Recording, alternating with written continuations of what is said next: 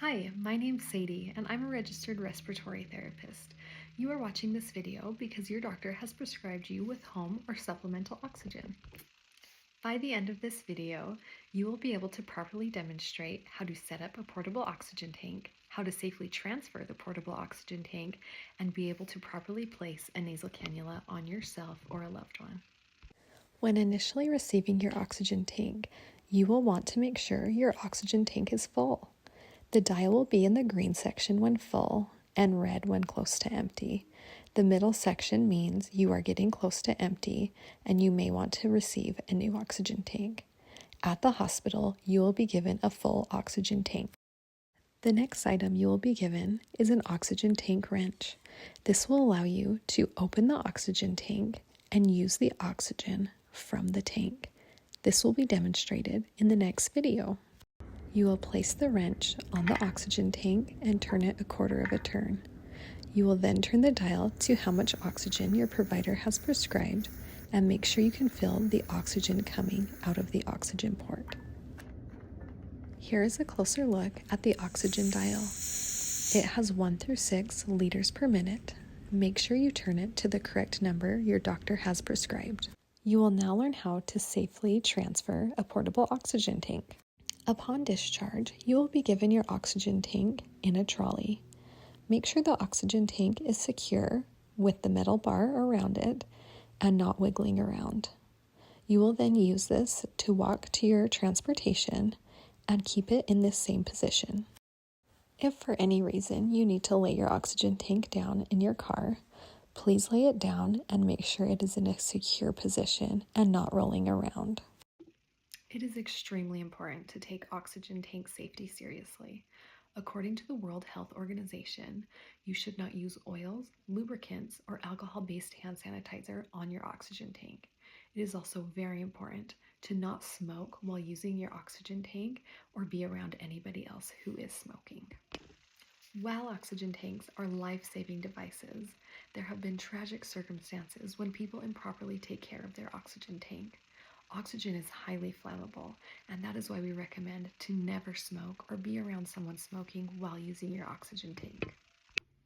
The last portion of our video will show you how to properly put on a nasal cannula and how to attach it to the oxygen tank. When properly putting on a nasal cannula onto yourself or on a loved one, make sure you are putting it on correctly. You can do this by first looking at the nasal cannula. The prongs are supposed to be curved upwards. You will then place these prongs into the nostrils of yourself or the patient and make sure you put it around each ear and secure it under the chin. Once secure under the chin, make sure the end of the nasal cannula is secure onto the outlet port on the oxygen tank. This will be shown on the next slide. You will now use the end of the oxygen tubing to attach it to the oxygen port. Make sure you attach it securely. When placing a nasal cannula on a child, simply make sure the prongs are also curved upward as before. You will then put the nasal cannula into the child's nose. You will simply wrap it around each ear and secure it under the chin. If you have an infant going home on supplemental oxygen, they may give you stickers to place on the infant's face. These stickers allow the nasal cannula to stay in place. You will first pull down the tabs on the stickers. There's a sticky adhesive to hold the nasal cannula in place. You will then put the nasal cannula in the nose and behind the infant's head. Place the cannula on the stickers and secure them in each place. You may need to tighten the strings to keep the cannula secure. I will now show you from beginning to end how to put on your nasal cannula and set it up with your oxygen tank. First, you will get the nasal cannula.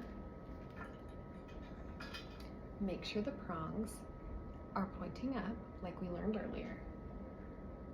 Put this in your nostrils and around each ear. You will then secure it under your chin. Next, you will want to open the tank. Use the wrench that you learned about earlier in the video and open the tank.